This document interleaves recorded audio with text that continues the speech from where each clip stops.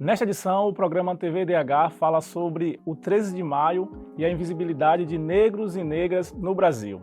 Eu, Del Souza, e a professora Rogéria Gladys, doutora em Direito, professora do curso de Direito da Universidade Católica de Pernambuco e integrante do Conselho da Mulher do Recife, recebemos Inaldete Pinheiro, uma das fundadoras do Movimento Negro do Recife, ela que também é escritora, contadora de história, pesquisadora, graduada em enfermagem, mestre em serviço social e ativista dos movimentos sociais. Começa agora o programa TV Direitos Humanos. O TVDH é uma iniciativa da Cátedra Unesco Unicap de Direitos Humanos Dom Helder Câmara, produzido por estudantes de jornalismo do projeto de extensão EducomDH, Educomunicação e Direitos Humanos na Mídia, numa parceria com a Cátedra Luiz Beltrão de Comunicação, o Centro Dom Helder Câmara de Estudos e Ação Social, o Movimento dos Trabalhadores e Trabalhadoras Rurais Sem Terra, o MST, o Centro das Mulheres do Cabo e o Centro de Cultura Luiz Freire.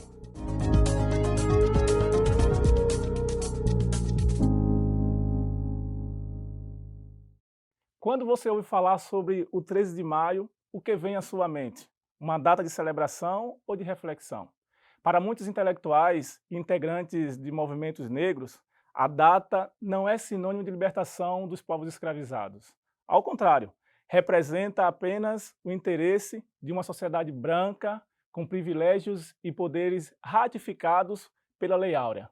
Uma lei assinada em 1888 que não aborda questões de inclusão política e social dos negros e negras na sociedade brasileira. Se ao longo desses 136 anos a abolição foi retratada como um evento isolado, uma suposta solução para os problemas enfrentados pela população negra, a realidade é muito complexa. A falta de políticas efetivas de integração e equidade social reforça essa exclusão e essa desigualdade na população negra. E hoje eu recebo com muita honra a professora Rogéria Gladys e também Inaldete Pinheiro para a gente falar sobre essa data, o 13 de maio, que é colocada para a gente como esse momento da libertação, né? Uma libertação que a gente sempre faz um entre aspas, mas que a gente também sabe que teve muitas coisas que ficaram de fora desse episódio. E eu queria começar já conversando com a senhora. Esse momento, a gente pode atribuir hoje essa falta de saber vivenciar, de saber trazer à tona essas questões que não estão ou enquadradas ou sendo abordadas nessa lei. Tem a ver também com a falta do letramento racial? Sim, primeiramente, muito obrigada pelo convite, um prazer, professora Gleice. Eh, eu acho que nós, negros, fomos, depois desse 13 de maio, tínhamos que marcar uma história na nação de um apagamento geral, né, que não houve escravidão, não houve.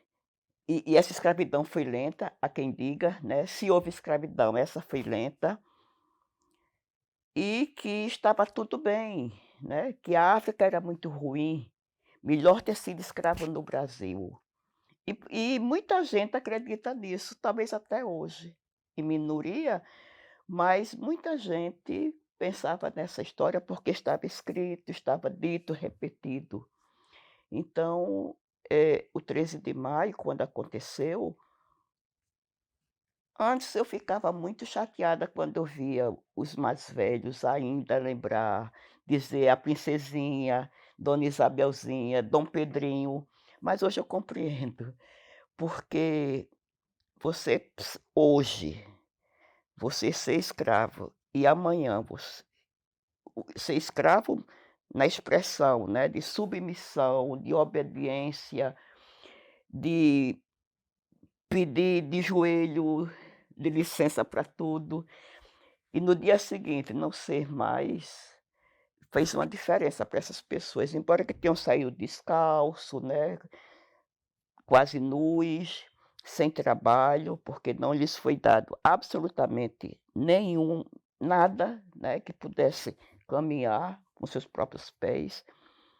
Então, para nós, esse 13 de maio, para nós, de uma geração mais para cá, não tem nenhum significado que podemos celebrar. Essa essa fala de Naudete, ela é muito importante para a gente pensar essa questão mesmo do letramento, professora Rogéria, porque existe tempos em que a gente aprendia na escola, e aí o livro trazia muito forte, Princesa Isabel, acho que só não se chamava de santa porque não não Sim, era sobre religião aquilo ali, mas ao mesmo tempo era como se ela tivesse dado para a gente, um presente muito grande, um presente que é essa tal libertação. Do ponto de vista da lei, a senhora trabalha muito com essa coisa do direito, também milita aí nessa questão do direito. O que é que significou, o que é que significa essa Lei Áurea? Ok, primeiro eu queria dizer que 13 de maio hoje, 13 de maio ele tem que ser considerado como um dia de resistência, né. Então como a professora Inaldete disse, é como não, nós tivemos um apagamento. Só que, a abolição da escravatura tem 136 anos, mas isso a gente tem que contrapor com mais de 300 anos de escravidão. Então é muito forte ainda, né, hoje ainda é muito forte o colonialismo. Então nós não avançamos muito em relação a conquistas, a real liberdade para os negros. Os negros hoje, eles continuam, não a maioria, não a minoria, uma minoria conseguiu, né, participar dos espaços de poder, mas a maioria é periférica, nós não temos ainda espaço de poder, ou melhor dizendo, representatividade. E isso passa sim, Del, pelo letramento racial. Nós precisamos levar para as escolas, para as universidades, letramento racial e mostrar o que está por trás da Lei Áurea, que na verdade tinha motivação econômica para libertar esses negros com a chegada dos imigrantes, sobretudo italianos. E aí quando a professora Rogéria fala sobre 136 anos da época da abolição para hoje, com esses 300 anos de escravidão, a gente pensa que também podemos ter mais uns 500 anos pela frente de escravidão, né? É uma escravidão que se dá de outras formas, né? A gente hoje até pensa muito na estrutura da nossa cidade. Se a gente chega em alguns bairros, né, os bairros mais antigos do Recife, por exemplo, o que se dizem os mais caros, né, o que moram as pessoas com melhor poder aquisitivo, a gente vai encontrar casas com dependência de empregadas, né, casas que são feitas, foram construídas para pensar esse espaço para o negro, que ao mesmo tempo, não, é como se fosse da família, uma mas que senzala. existe. Então, assim, a senhora ainda vê hoje, nos tempos de hoje, esses sinais que a senhora traz para a gente dessa necessidade da nossa resistência nos tempos de Sim, é hoje. permanente, porque nós nunca deixamos de lutar, né. Quando fala nesse movimento negro atual, parece que só começou com nada, o escravizado nunca deixou de lutar. Daí tantos quilombos que a gente vai se for contar. Quantos quilombos existem no Brasil? Inúmeros, identificados, sabendo o que são, e outros que nem souberam o que eram, mas eles fugiram, hum, continuadamente foram feitos. Aquelas negras que ficavam vendendo eram veículos de comunicação, de estímulo, né, até voltava para a senzala, para Casa Grande, mas sabia que levava um recadozinho para aquele hoje pode ter uma ruaça em qualquer lugar, hoje a gente pode queimar o canavial, quer dizer, não houve acomodação, absolutamente, né, de uma grande maioria. Volto a dizer, os quilombos estão mostrando isso, né. Imagina vocês que 1695 destruíram Palmares, que já sabiam que há 100 anos ele existia. Então começou, nem bem o tal descobrimento aconteceu, uns anos depois os negros foram trazidos, né, porque os índios reagiram muito mais, ainda bem que os índios não cederam, e por não sei por que circunstância, aqueles navios chegaram na África, né. A gente sabe as circunstâncias, estavam atrás das especiarias. E, de repente, esse tráfico intenso Mesmo no tráfico intenso, houve reação. E muitos fugiram, muitos morreram quando chegaram no Brasil. Muitos se enforcaram, né? Mulheres negras abortaram porque não queriam que seus filhos fossem escravos. Eu quero pegar essa fala sua sobre reações, as nossas reações enquanto povos escravizados, para a gente trazer no próximo bloco. Tá bom. E no próximo bloco, a gente traz também a reportagem de Rafael Negrão, ele que vai falar sobre a invisibilidade da luta do movimento negro na mídia. A gente volta já, é no instante.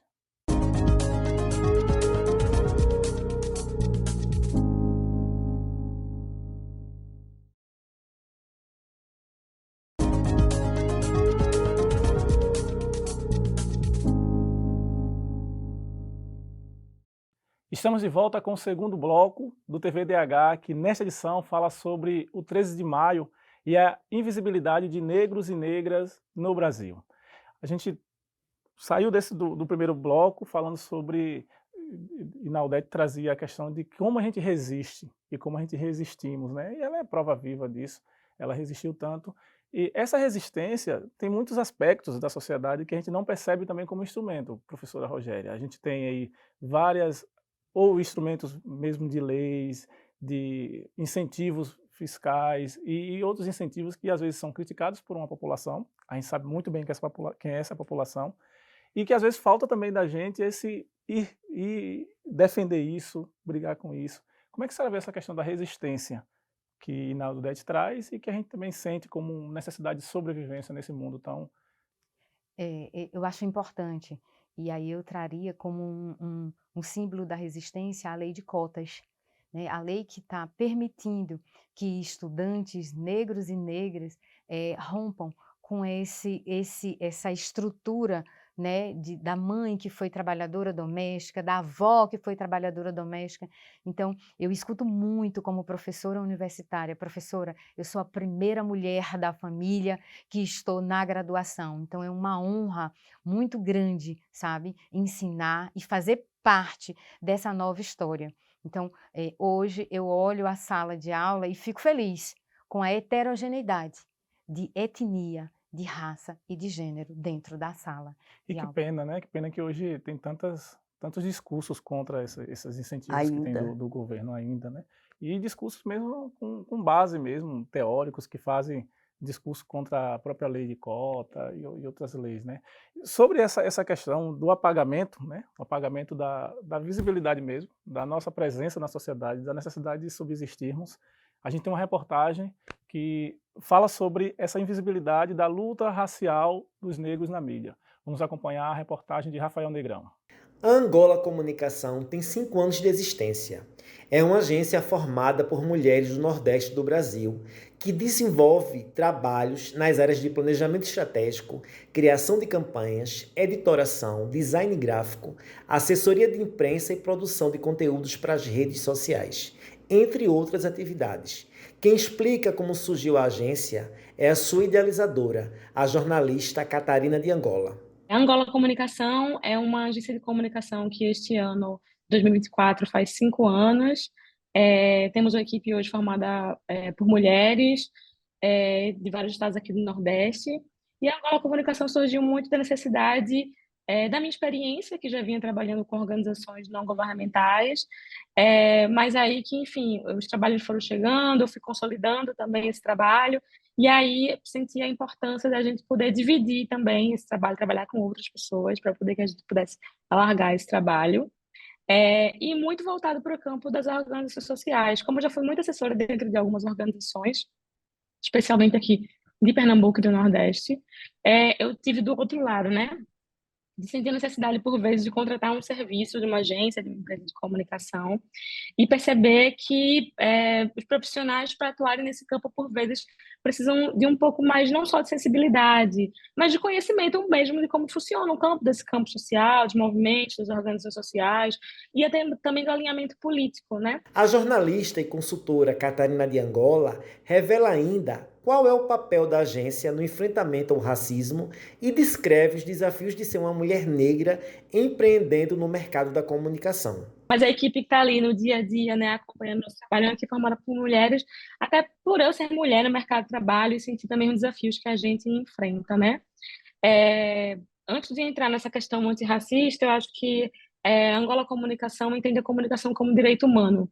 E acho que quando a gente tem esse princípio, a gente está aí olhando para os direitos humanos de forma geral, acreditando que a comunicação é um direito humano que também fortalece a luta por outros direitos. E, bom, eu sou uma mulher negra, né, uma profissional negra que estou aqui no Nordeste do Brasil, que me reconheço como uma mulher negra. Então, essa perspectiva antirracista, de reforço, né, à luta das pessoas negras, especialmente da Organização de Mulheres Negras, ela trilha, né, enfim, todo o caminho da Angola Comunicação. Eu falo que a gente tem a possibilidade, com a equipe de mulheres, o mais diversa possível do que são essas mulheres, porque não é porque nos colocamos como mulheres que somos todas iguais. Então, no campo dessa diversidade de mulheres, a gente coloca o nosso olhar, né, enfim, de profissionais do campo da comunicação, tendo a comunicação como direito humano como princípio. Por fim, Catarina deixa um recado para as mulheres negras que atuam ou desejam empreender. É muito desafiador ser empreendedora, né? E acho que esse termo ele ganhou tanta força nos últimos anos, mas a gente sabe que ele também ganhou força porque a gente tem um sucateamento das leis trabalhistas no Brasil nos últimos anos, né? Então, a gente pensar, então, que empreendedorismo é esse, né? Acho que mulheres negras, especialmente, sempre empreenderam, estou colocando aqui entre aspas essa perspectiva, porque né, se colocaram para poder ali, dos seus jeitos, produzir dinheiro, fazer dinheiro, né? Enfim, conquistar o mínimo para suas famílias. Mas, assim, pensando hoje, né? É muito desafiador empreender. A gente, por vezes, não aprende a empreender, assim, não tem uma formação para isso, de repente a gente bota a cara pela necessidade também, que é da gente fazer dinheiro. Então, eu acho que se hoje é uma pessoa que já tem um emprego, do ponto de vista mais regular, uma CLT, que ela começa a pensar sobre isso e ela vá se estruturando para poder organizar esse empreendimento, fazer umas coisas meio paralelas para poder não. Porque é isso, a gente tem que dar conta de tudo. Se ficar doente, como faz? Empreender significa, por vezes, trabalhar por produção, então não é fácil. Mas também, assim, se você puder focar em empreender algo que você gosta de fazer, que você gosta de trabalhar, isso é muito importante também para motivação e trocar com outras pessoas, com outras mulheres. E também tem uma série de programas hoje em dia que podem contribuir para o fortalecimento e estruturação do seu empreendimento. Vai estudar também sobre dinheiro, sobre gestão, porque tem a ver com isso também. Empreender não é só fazer o que a gente gosta, a gente hoje é de pessoas, com equipe, hoje é de fornecedores, né? Ou tem que ter contato com outros profissionais para poder fazer o trabalho ali rodar, seja no campo dos serviços ou no campo do comércio. E, enfim, conversar, ouvir, marcar um café com outras pessoas, não deixar de estudar nunca, que eu acho que é muito importante para a gente. E aí a gente tem hoje um cenário em que existe esse apagamento, né? Existe essa necessidade de, ó, se não for modinha, não tá na TV, se não for modinha, não tá no rádio, se não for modinha, não vai ter curtida no Instagram, nas redes sociais. Naudete, isso é de hoje, já é um problema já de antes? Como é que essa questão do movimento negro, quando ele quer ocupar esses espaços, esse espaço da mídia? A mídia é faca de dois gumes. Às vezes é positiva, às vezes negativa. Eu lembro que tinha muitos cantores, né, midiáticos naquela época. Eu tenho 78 anos, então a minha história é bem mais velha do que a sua. Eram chamados por Chocolate, Azulão. Pelé já é quase minha geração. Mas Elisete Cardoso, por exemplo, era chamada de mulata, Ângela Maria era saputi, né. Cores, o chocolate é escuro, né, azulão é quase negro. Então eram apelidos que você perdia seu nome, que é a coisa mais forte que a gente tem. O nome para mim é Inaudete Pinheiro de Andrade, como você fez. Seu nome completo. Eu acho isso muito bonito. Tem até uma pochete que manda a gente dizer: "Diga seu nome completo", porque para nós é muito importante. Lélia Gonçalves nos ensinou, nos alertou sobre isso. Negro tem nome e sobrenome. Então, esses cantores não tinham nomes próprios, era por apelidos. E um apelido que trazia muito para a questão da cor de sua pele, que não era orgulho para nós, né, porque não tem meu nome próprio. que foi escolhido, mas não. E a necessidade de cantar, né, até financeira, deixava-se permanecer com esse nome.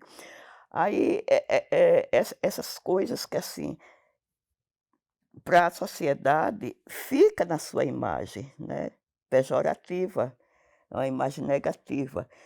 Aquele cantor da Mangueira, como é o nome? Jamelão. Jamelão. O jamelão é um fruto de pele escura, né. Um homem daquela voz não tinha nome próprio, era Jamelão, é um apelido. Então isso é perverso. Quando nós recomeçamos o movimento negro, porque ele sempre existiu, em Getúlio Vargas acabou com isso, né, na década na época do plano, né, como é que chamou? Estado Novo. Sim. E Solano Trindade foi vítima desse cerceamento, né, de falação. E quando nós recomeçamos, aliás, quando Solano Trindade estava na década de 36, 38, 40, Frente Negra Brasileira em todo o Brasil, de repente Getúlio Vargas acabou com os movimentos sociais de um modo geral e o movimento negro também, né. Houve esse intervalo grande, salvo os clubes sociais com os clubes negros em Pernambuco, Lenhadores, Clube É, das Pais, né. e que essas pessoas que detêm a comunicação, que detêm esses espaços de fala, eles não vão. É difícil pensar que essa pessoa vá falar pela gente. Por isso que é importante, professor, a gente pensar mesmo nessa mudança de postura, na mudança de linguagem. A própria É, Djamila Ribeiro vai falar sobre. Não tem que ser só, eu não sou racista, a gente também tem que combater o racismo, assim, como é que a gente poderia pensar uma sociedade que se comunica também pensando nessa coisa do combate racial.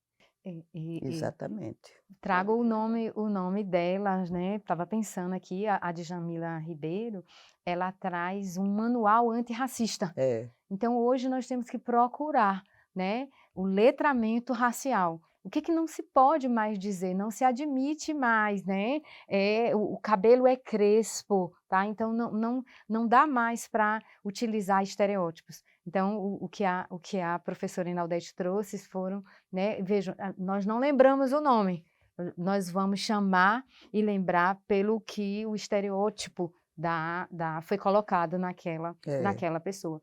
E aí, então, no próximo bloco, a gente vai ter o Fala Povo, que é um quadro nosso, que o repórter Marcelo Dantas, ele foi para as ruas para saber do povo. Se o povo conhece os espaços da cidade, que tem figuras mesmo importantes para a nossa sociedade, o próprio Miró da Muribeca, Zumbi dos Palmares, né? A gente confere já no próximo bloco, o terceiro bloco do nosso programa.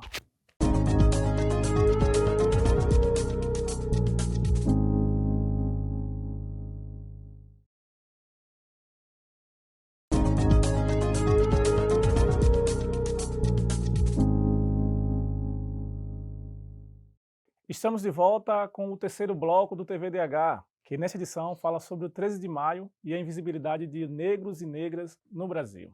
Agora a gente vai ouvir o que dizem as ruas. É hora do quadro Fala Povo com Marcelo Dantas.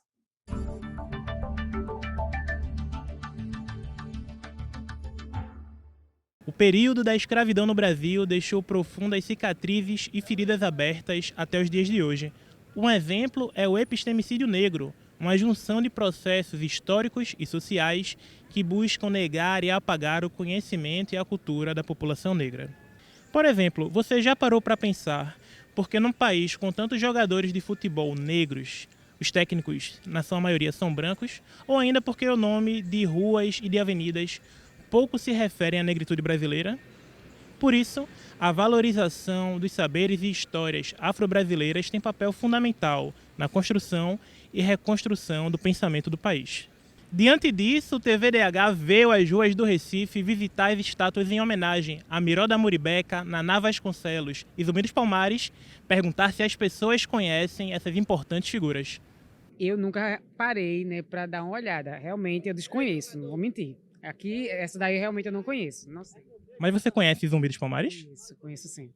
E você acha importante ter esses tipos de homenagem a figuras históricas do Brasil e de Pernambuco nesses locais da cidade? Sim, sim, sem sombra de dúvida. É a forma de manter a história viva, né? É a história de um povo, principalmente. Eu acho muito importante esse tipo de homenagem também para a sociedade brasileira poder ter um autoconhecimento, sabe? Da história, da população negra e da sociedade no geral também. Eu acho bom porque é uma cultura que é bom para a cidade do Recife. Os pessoal passa, vê, elogia e tudo certo. Conheço sim Naná Vasconcelos, grande percussionista, que vem com os tambores artesanais e tal, grande referência da nossa cultura negra, né? Eu que não sou daqui de Recife, mas sou de Salvador, que tem muitos percussionistas também de referência bacana, então a gente sempre está inteirado, muito bacana, e fiquei tão feliz de vir aqui, que a gente veio para aqui em Recife fazer um show, e aí veio passear e eu vi essa estátua linda, que eu acho que lá em Salvador também, inclusive, tinha que ter uma do Negão do Samba, que é o grande criador do samba reggae, que é lá aquela batida do Olodum que vocês conhecem e tal. E lá no Pelourinho não tem uma estátua dessa. E aí a gente vê que existe pessoas que conhecem, de fato, personagens importantes da nossa história, e também pessoas que não conhecem personagens tão marcantes como o próprio Zumbi dos Palmares. Em 1900 quando é que 300 anos de Zumbi, estou perdendo a data, qual foi? 1995. 300 anos na morte de Zumbi, né? A morte gloriosa de Zumbi. Porque ele estava meitado, mas deram o tal do bandeirante, Domingos Jorge Velho, o matou, mas para nós foi ótimo ele ter morrido, porque ele ficou. Enquanto isso, o colonizador achava que pondo a cabeça dele na Praça Nossa Senhora do Carmo, aqui no Recife, os negros não iam mais se rebelar, porque sabiam que Zumbi era mortal, né? Foi o castigo para os negros escravizados. Deixar aquela imagem da cabeça aos abutres, né? Aliás, abutres do céu e da terra também. E nesses 300 anos da morte de Zumbi, houve uma celebração muito bonita aqui no Recife, na Praça Dantas Barreto, na Praça Nossa Senhora do Carmo, e foi posto duas estátuas. Uma pelo Estado veio, não se uniram, uma pelo Estado e uma pela Prefeitura. A do Estado desapareceu hoje, só tem a da Prefeitura. Pequena, né, que as pessoas passam lá, nem percebem que existe essa estátua, para ver a indiferença, né? Aí você chega da praça que tem Joaquim Nabuco enorme naquele cavalo, né? A diferença de projeção. Uma pessoa que colaborou com o abolicionismo, Joaquim Nabuco, né? Mas Zumbi dos Palmares, que tem uma história construída de libertação, né? Que libertou o seu povo exemplarmente, bem miudinha, que está lá, ninguém sabe quem está. Isso é a falta do letramento. É a falta do letramento, professora. E um letramento que a gente não é coincidência do destino, é projetado, né? É projetado pelo colonizador, é projetado pelos colonizador de políticos, de poucos anos atrás. E esse letramento hoje, aí a gente fala de Zumbi, lembra do 20 de novembro, a gente lembra de datas mais... hoje a gente traz com mais afago, com mais afetividade o movimento negro do que o próprio 13 de maio. Esse 13 de maio, a gente pode também dizer que é uma data que a gente pensa mais em luta do que em comemoração, professora? Como é que a gente pode... Sim, entendo que é mais luta, resistência, né, como eu falei, e da gente resistir, né? Quando a professora fala, olha, a estátua, o busto de Zumbi é pequeno e não nas escolas não dão o real valor da contribuição quem foi Zumbi de Palmares para a conquista da liberdade dos negros. Pelo contrário, a gente já encontra estátuas e monumentos dos algozes dos negros, né? Mas a gente está vendo cada vez mais movimentos contras, como a gente teve, como a gente teve em São Paulo lá, né, protestando em relação ao monumento dos bandeirantes. É. Que eu acho que até deve ter, né? Fizeram uma história de qualquer modo. Mas e os outros também que fizeram sua história a seu modo? Por que não tem, né? Então, está em São Paulo estão projetando fazer várias estátuas de pessoas negras. Onde vão colocar essas estátuas? Quem são elas? Até pessoas negras que nem são de São Paulo, mas vão ser postas lá. Eu acho isso muito bom, porque aqui também tem estátua de quem não é pernambucano, né? Isso no Brasil todo. Assim, é uma questão que a gente pensa muito no futuro também, né? A gente, certo, vamos trazer essas imagens, trazer essas figuras que foram importantes para o movimento negro. E a sociedade tem espaço para que surjam novos zumbis? Será que a sociedade está dando espaço para que o jovem negro olhe e diga assim, olha, eu posso ser um zumbi dos Palmares? Eu posso ser... Será que a academia, professora, como é que... A gente tem leis, né? A gente está falando de uma lei áurea, né? A gente tem leis que traz esse espaço como possível para a juventude do futuro? Eu entendo que sim. Eu trago aqui a vereadora Marielle Franco. Marielle Franco foi É um símbolo. Um símbolo. E com a morte também. Pensavam que iam calar Marielle, Pelo mas a contrário, Marielle vem com força total. Cresceu muito Marielle depois da sua morte. Cresceu muito. E que era local, né? Era no Rio. E hoje é Brasil e além do Brasil. E ganhou e se tornou inspiração também para as novas gerações. Um assunto que a gente vai continuar falando, porque a gente vai ter que parar nesse bloco. Então, no próximo bloco, tem o quadro Educar para os Direitos Humanos, com Renan Carneiro. É quando as nossas convidadas respondem uma pergunta feita por você que acompanha o nosso programa.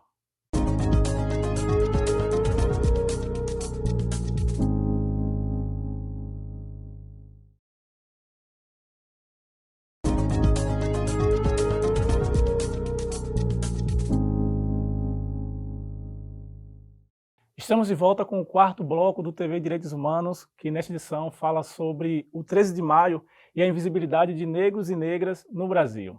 Agora, Neldete Pinheiro e Rogéria Gladys respondem uma pergunta enviada por quem acompanha o nosso programa com o quadro Educar para os Direitos Humanos.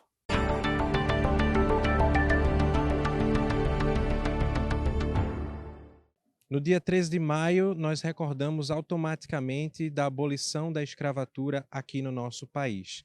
Mas esse dia é marcado pela luta contra a vulnerabilidade e a miserabilidade que o povo negro ainda sofre no nosso país. Pensando nisso, convidamos Ilka Guedes, cofundadora do Observatório Feminista do Nordeste, para fazer uma pergunta para as nossas convidadas. Quais foram as condições de vida que ficaram a população negra após a abolição da escravatura? Queria saber se essa população adquiriu algum direito após a assinatura da abolição da escravatura e se as instituições públicas elas tiveram alguma responsabilidade sobre essa população, se elas tiveram alguma responsabilidade em garantir alguma condição de vida para a população negra. A gente agradece a Ilka Guedes, cofundadora do Observatório Feminista do Nordeste, pela pergunta. E aí eu passo, professora Rogéria, essa pergunta para a senhora responder aqui para a gente. Veja, as condições, né, que os negros ficaram após a abolição da escravidão, nós colocamos aí o surgimento das favelas, né, hoje chamada da periferia. Então, passa pela questão econômica, pela ocupação do espaço de poder, né? Quando eu digo espaço de poder, eu estou falando dos 3 poderes, do poder legislativo, do poder executivo e do poder judiciário. Nós não temos, né, negros e negras o suficiente para representar toda a população, que não é minoritária, tá? Então, assim, eu ainda vejo que precisamos avançar muito e políticas públicas vão melhorar essa situação. Políticas públicas vão melhorar e aí a gente conta também com exemplos, né, com figuras, com personagens que são tão fortes assim. Pensando um pouco nessas condições, Inaldete, como é que você se vê hoje como representante, como voz ativa desse movimento negro? Eu quero pegar um gancho com a professora Gleice. Os 3 poderes, né? Ironicamente, no executivo, legislativo e judiciário, não existe o interesse de pensar essa questão, de repensar essa questão, né, em que o Brasil foi ficado, essa pobreza imensa que o Brasil, né, mantém, porque um país que tem tudo para ser rico é muito pobre, porque uma grande massa da população não usufrui desses direitos, né, não está aí no mercado do trabalho, não está contribuindo para a sua evolução, né. Essa reflexão ninguém faz, né, são as pessoas que poderiam fazer, não faz. Como é que deixou uma massa de uma população enorme sem condições de trabalho, né?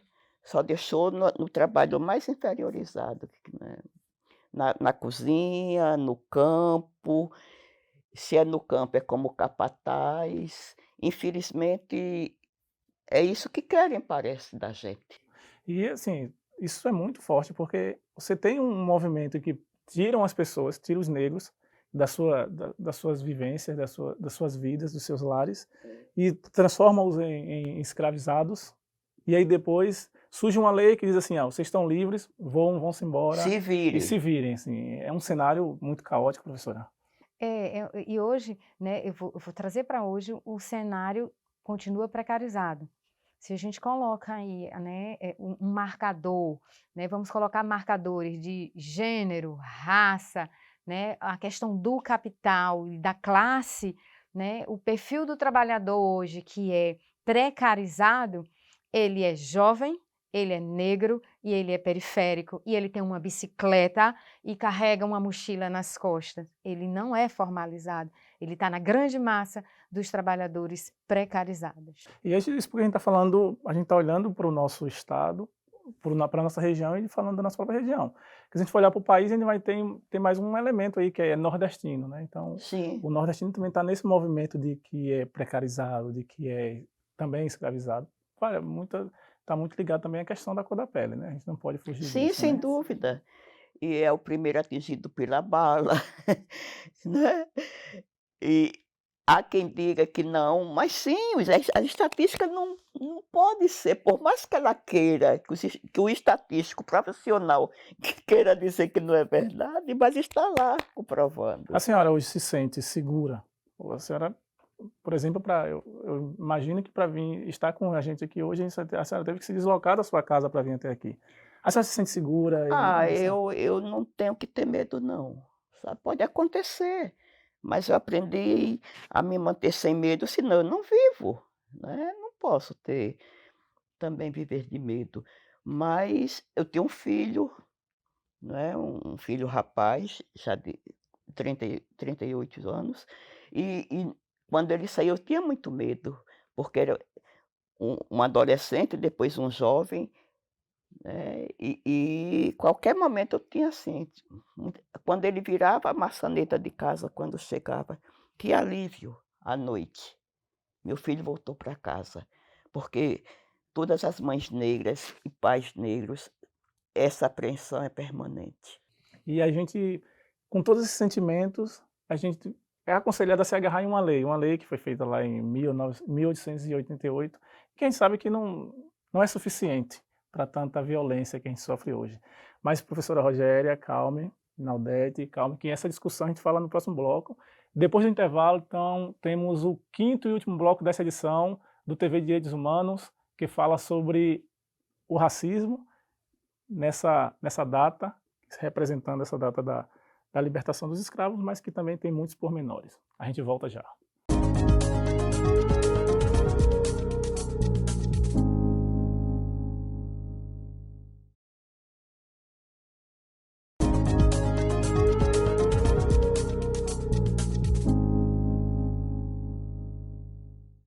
Chegamos ao 5º e último bloco do programa TV Direitos Humanos, que nesta edição fala sobre 13 de maio e a invisibilidade de negros e negras no Brasil.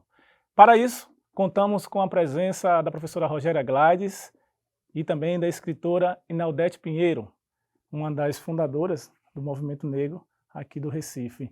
Professora Rogéria, uma outra arma, né? A gente falava sobre a lei em que nos aconselham a se apegar a essa lei e se considerar libertos, né? Se considerar donos da liberdade. Mas a gente sabe que está muito longe da realidade. Mas a leitura, o estudo, o ler histórias, o aprender com a literatura é muito importante. A senhora teria alguma dica para a gente, alguma... Sim, a educação, eu acho que é uma via, é um caminho para superar e mudarmos, modificarmos, ressignificarmos, né, o cenário atual. E eu tenho uma pergunta para a Inaudete, que eu queria saber, né, a inspiração, né? Qual foi a inspiração do livro Uma Aventura do Velho Baobá? Bom, tem uma história anterior até chegar a esse livro. Quando nós começamos o movimento negro em 1979, já era ano de vários. A década de 70 já existiam movimentos contra a ditadura militar, né? Que, aliás, sempre esteve, mas já estava começando bater da panela, os movimentos das donas de casa, o movimento das mulheres, aí chega também o movimento negro.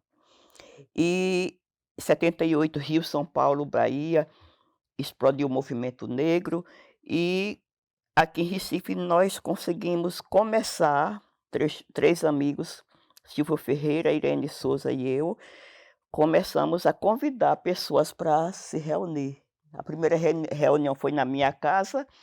Eu morava aqui na Fernandes Vieira, bairro da Boa Vista, aqui no Recife, e passamos algumas reuniões nessa pequena sala, depois fomos para o DCE da Universidade Federal. Lá foi juntando mais gente. E uma das companheiras, chamada Lúcia dos Prazeres, disse que ela tinha uma sala de aula, professora, disse que as crianças, que mesmo as que eram de candomblé, não diziam que eram, né? Que eram de candomblé, tampouco diziam que eram negras. Aí veio, na época, ninguém chamava de letramento, não. Né? A gente muda de categorias, né? Todo ano tem uma mudança de categorias, várias. E foi aí que eu pensei, eu sei escrever, eu gosto de escrever, já fazia poemas, eu fazia muitas cartas, assim, eu gosto de escrever, então vou escrever para crianças. É uma forma de contar. E, ao mesmo tempo que eu queria escrever, eu comecei a pesquisar muito, muito, porque eu também não sabia de muita coisa, eu como muitos companheiros que estavam nos reunidos, porque nós não fomos ensinados, né? Nós não sabíamos uma história como tinha sido. Ninguém sabia de Zumbi, né? Que história de Quilombo, ninguém sabia. 79, um dia desse. Mas com isso eu fui melhorando o meu conhecimento e fui escrevendo automaticamente, um auxiliando o outro. Eu ficando mais letrada e passando a escrita. Enfim, maracatu, tudo que significava a cultura negra, eu queria escrever. A gente estava conversando com a senhora e a senhora falou sobre a história de que, tipo, por que a gente tem tanta aversão a essa Ao figura nome do macaco? ao insulto que nós somos macacos. Isso me preocupa, porque Darwin também fez parte de minha leitura, né? Charles Darwin. E numa dessas leituras do livro dele, quando ele foi dizer que a origem da humanidade saiu lá da África, né? Aí uma mulher lá na grande mesa na Inglaterra, né, disse, por favor, Darwin, não diga isso não, porque ninguém quer ser macaco, né? E a pessoa que tem o QI mais próximo do nosso, o animal que tem o QI mais próximo do nosso, super inteligente. E porque a gente hoje se recusa, porque foi aproveitado disso para insultar, né?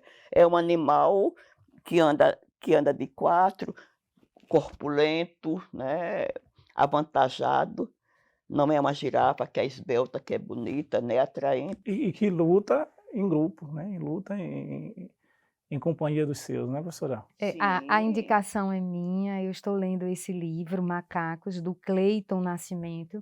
Na verdade, esse livro ele saiu de uma peça Então, o Cleiton, Uhum. ele, na peça, ele retrata o que ele viveu, né? Sentiu na pele o racismo na Avenida Paulista, quando ele foi assaltado, né? E como ele é negro, os assaltantes, na hora, né, para se safarem, disseram que ele que Ele que tinha sido inverteu.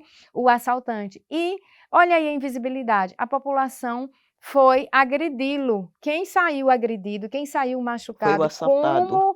como o bandido foi o assaltado. E desse fato que não é difícil, nós tivemos recentemente, né, no sul do país, um homem branco e um homem negro, e quem tinha agredido o homem negro era o homem branco, mas quando a polícia chegou, levou o homem negro.